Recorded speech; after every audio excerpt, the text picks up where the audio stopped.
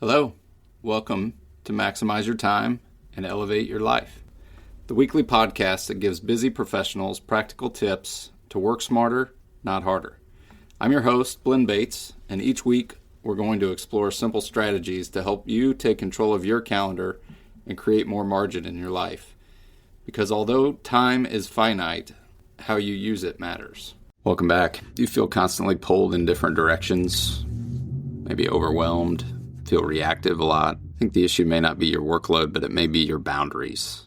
Today, that's what I want to talk about, some positive boundaries. Not as restrictions, but as tools for protecting what matters to us. These aren't going to limit our life. They're going to protect our time for what's important. These are going to be clear rules for how our time, energy, and attention are used. These are intentional. They're going to be communicated. They're going to be consistent. We're going to stick to them. Not rigid walls or harsh rules or anything like that. Ways to avoid people. We don't want that. These are just going to be guidelines that align your actions with your priorities. Now, why are these so important? Our calendar typically, if left unchecked, will fill with other people's priorities. The emails we get, the constant pings we're getting on our phone. You have a minute for a call, this, that, or the other thing. With boundaries, we're going to eliminate these interruptions that otherwise might take over or hijack our day. So rather than becoming reactive, we're being intentional and we're using our energy for what we know is going to move the needle. We've talked about things in prior episodes like saying no being a full sentence. That's boundaries in action. We had an episode about interruptions. We talked about how to try to prevent constant disruptions. That's boundaries. Creating a perfect week, that is going to give us a framework for our boundaries. And then within that, maybe some batching and boundaries to protect our focus during those days. If we don't set boundaries, our environment is going to set those for us. What are a couple types? Well, we've got time boundaries. So when are you available? When are you not available? As an example, I'm not going to take any meetings before 9 o'clock in the morning, maybe. Or at 5 o'clock, I'm not going to check my email anymore until the next day. At work, what kind of work are we willing to do? What kind of work are we going to decline? Maybe limiting new commitments, saying no to those things that we know are low value. These can work at home too. They can work pretty much anywhere as long as we communicate those boundaries. When we're going to respond, how we're going to respond. If we return phone calls at a certain time every day, somebody calling in that's leaving a message should know, here's when you should expect a call back. We have things like email batching, put through lists, things like that, where we know if these people call, give it to me. But if not, let's move on. I'll get back to them when I get back to them. And I have that set and scheduled. This is going to help us protect our personal boundaries or our personal family time. Maybe that's dinner with family. Maybe that's, here's my downtime that I'm going to do these things with my friends. Here's my time that I exercise. Our calendar should reflect these priorities, not just obligations that maybe other people are putting on us.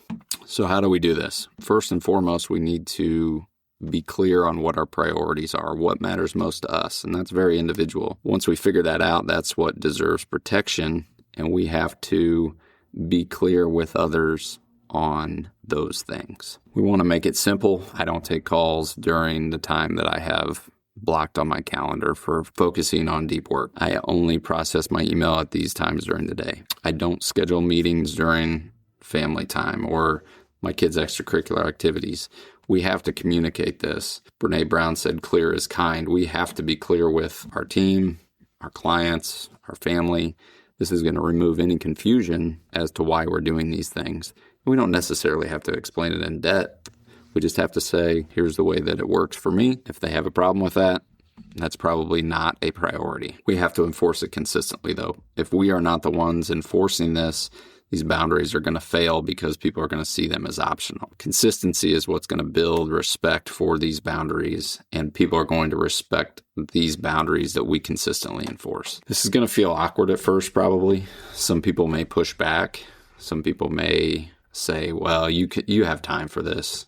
And that discomfort is temporary. If we're getting through that discomfort, we're going to eliminate the chaos that comes with saying yes to everything or doing what everyone else wants us to do. Some common mistakes I see with this is trying to set boundaries without systems.